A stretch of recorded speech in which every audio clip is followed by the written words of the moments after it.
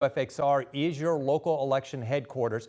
We're less than 6 months away from the race that'll determine Virginia's next governor.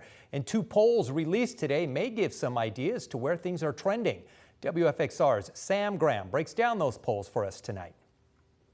The latest polls from Roanoke College and Virginia Free both show Democratic candidate Abigail Spanberger out in front of Republican nominee Winsome Earle-Sears in the Virginia governor's race. But the two polls show very different margins. Let's start with that Roanoke College poll, which puts Spanberger's lead at 17 points, with 28% of voters still undecided. But Spanberger has just 4 points of separation, according to the Virginia Free poll. But Virginia Tech political science professor Dr. Karen Holt says the discrepancy isn't that shocking.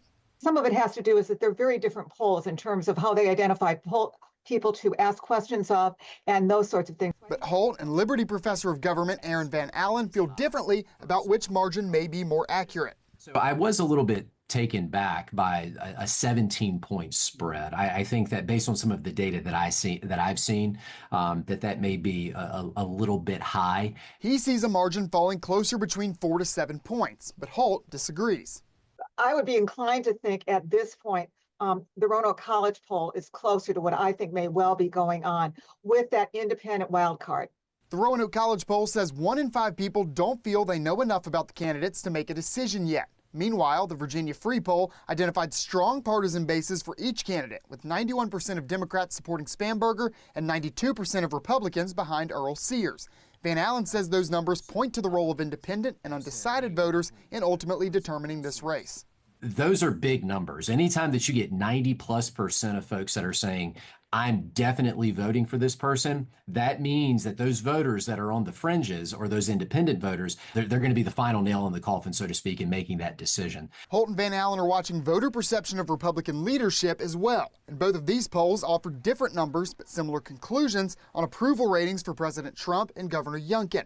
Roanoke College had the governor's approval rating dropping to its lowest mark yet at 46%, while the president was down to 31%. Virginia Free had Youngkin up at 54% and Trump at 44%.